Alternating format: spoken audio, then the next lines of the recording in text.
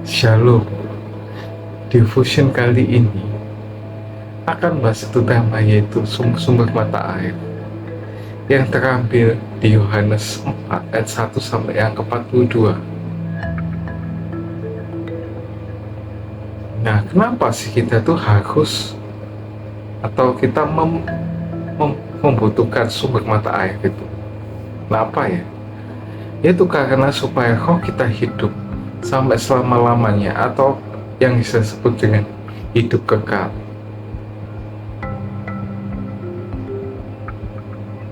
Ini gimana sih caranya kita itu mendapatkan sumber mata air? Yang pertama, yaitu percaya pada Tuhan Yesus, seperti yang ada di Yohanes 4 ayat 21.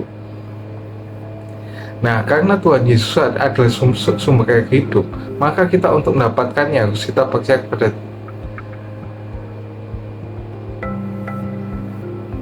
kepada Tuhan Yesus. Makanya itu di Yohanes 3 ayat yang ke-16 di pasal sebelumnya ayat ini dikatakan bahwa orang yang percaya kepada Tuhan Yesus akan mendapatkan hidup yang kekal. Yang kedua itu meminta, seperti yang ada di Yohanes 4 ayat 10. Nah, meminta ini caranya kayak apa sih? Yang pertama yaitu sebelum kita menerima, kita harus membersihkan hati kita dengan cara selubung yang menyelimuti hati kita itu dibuka, seperti yang ada di 2 Korintus 3 ayat yang ke-16. Yang kedua caranya belum.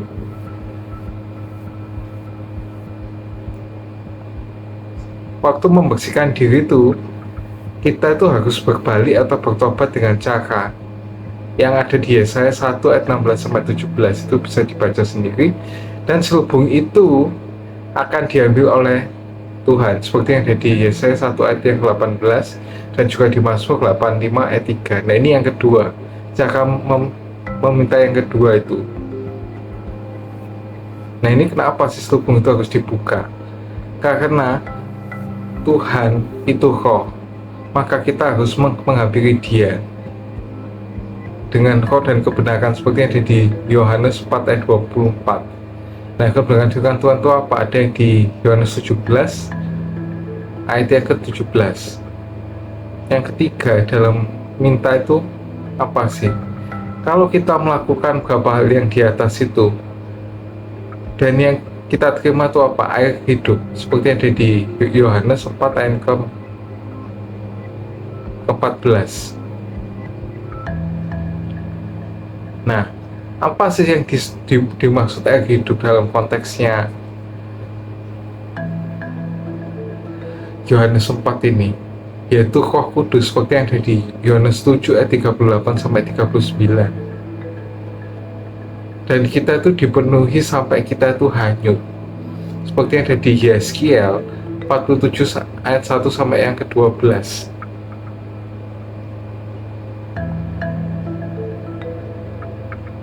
Nah, ini ada hal-hal yang membuat Roh Kudus itu keluar, atau sebenarnya dalam bahasa sebenarnya itu padam. Yang pertama itu mendukakan Roh Kudus, seperti yang ada di Efesus 4 ayat 30-31. Yang kedua itu memadamkan Roh Kudus, seperti yang ada di 1 Tesalonika 5 ayat 13. Dan yang terakhir ini yang nggak bisa diampuni betul-betul, yaitu menghujat Roh Kudus, seperti yang ada di Lukas 12 ayat yang ke-10. Nah, ini apa aja yang kita terima kalau Roh Kudus itu ada di dalam kita?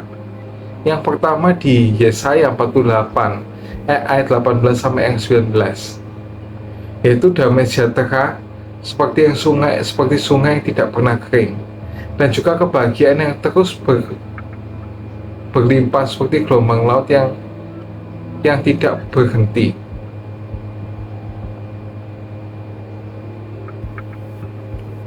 Yang kedua yang terima itu di Yeskiel 47 ayat 9 dan juga ayat yang ke-12, yaitu diberkati. Nah ini yang seringkali dilakukan oleh orang Kristen untuk memuaskan dahaga jiwanya, bukan minta dipenuhi Roh Kudus,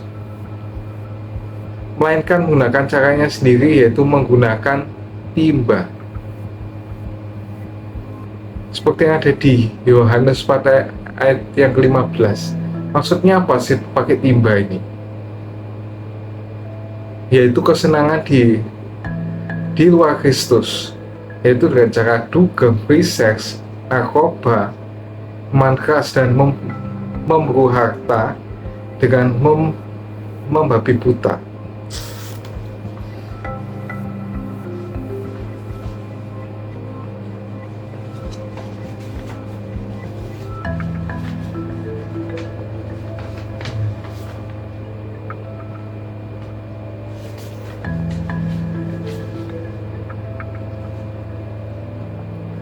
Nah ini urutannya keras yang sumber air tadi itu.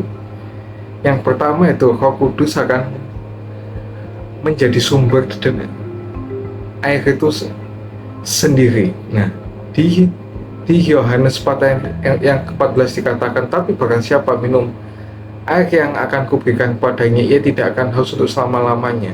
Sebaliknya, air yang akan kuberikan padanya akan menjadi mata air di dalam dirinya, yang terus-menerus memancar sampai kepada kehidupan yang kekal. Nah ini kalau Roh Kudus jadi sumber itu, maka yang pertama itu daging yang tidak ada menjadi ada, itu bisa terjadi mujizat, walaupun nggak selalu ada loh. Yang kedua itu mengandalkan Roh Kudus, akan memunculkan karunia-karunia Roh Kudus seperti yang ada di 1 Korintus 12, dan juga buah roh yang ada di Galatia 5 ayat 22 dan 23. Dan juga jemaat Tuhan yang menjadi sumber bagi yang lainnya, itu akan memberkati orang yang ada di sekitarnya.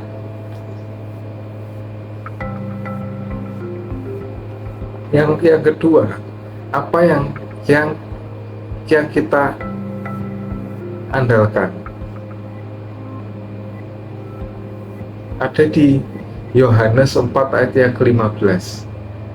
Kata perempuan itu kepadanya, Tuhan, berikanlah aku air itu supaya aku tidak haus dan tidak usah datang lagi ke sini untuk menimba air. Nah ini pada konteks ini, perempuan ini sebelum mengenal Tuhan itu, dia mengandalkan. Nah ini sumur yang dipakai di sini, konteksnya di sini adalah sumur Yakub. Sumur Yakub itu sumur buatan manusia. Dia lupa bahwa yang memberikan air itu Tuhan, dan dia menggunakan timba. Seperti yang tadi dibilang, timba itu kan merupakan kesenangan duniawi kan, sehingga perempuan itu menjadi haus lagi, nimba lagi, dan haus lagi.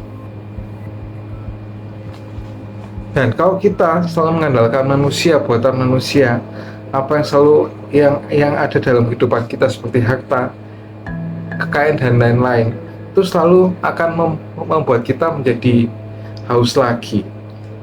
Ini membuat juga tidak tercukupi secara sempurna. Nah ini apa yang Tuhan kehendaki, yaitu kosongkan dulu, baru Roh Kudus sebagai sumber air hidup akan mengaliri kita dari dalam. Bahkan kita sendiri akan menjadi sumber bagi orang lain. Jadi semakin kita mengandalkan apa yang kita punya, semakin kita menjadi lemah. Tapi saat kita mengandalkan Tuhan sepenuhnya, semakin nyata pemeliharaan Tuhan, seperti yang ada di Yeremia 17 ayat ke-5 dan ayat yang ke-7. Yang terakhir yaitu sumber itu akan menjadi sungai. Di ayat yang 30, di Yohanes 7 ayat yang 38 dikatakan, barang siapa percaya kepadaku, seperti yang dikatakan oleh kitab suci, dari dalam hatinya akan mengalir aliran-aliran air hidup. Ini dari sumber yang air yang kecil menjadi sedang, jadi besar, dan akhirnya akan menjadi aliran-aliran sungai yang sangat besar. Kerohanian anak-anak Tuhan harus bertumbuh dengan sempurna, berjalan dari hidup menurut kehendak Roh, dan bukan menurut jalan kita sendiri ya. Kemana kita pergi selalu akan dibuat berhasil dan beruntung, seperti yang ada di Mazmur 1:3, dan hidup kita akan melimpah. Ini bukan cuma melimpah secara jasmani, tapi secara rohani kita juga melimpah. Nah ini terakhir di Yeskiel 47 ayat yang 7 sampai yang 12, kita akan menjadi sungai berkat. Sungai berkat itu kayak apa sih? Ada banyak ikan, ada banyak kehidupan, ada kesuburan. Kenapa kok bisa kayak gitu? Sebab ada aliran air dari Bait Allah, yaitu tubuh kita sendiri yang ada Roh Kudusnya. Berbahagialah setiap orang yang membaca dan mendengar firman Tuhan, menyimpan dalam hatinya, renungkan dan melakukannya dalam hidupnya. Ya sama seperti orang yang bijaksana yang membangun rumahnya di atas batu. Jangan lupa like, subscribe, dan share jika kalian tertarik dengan konten ini. See you!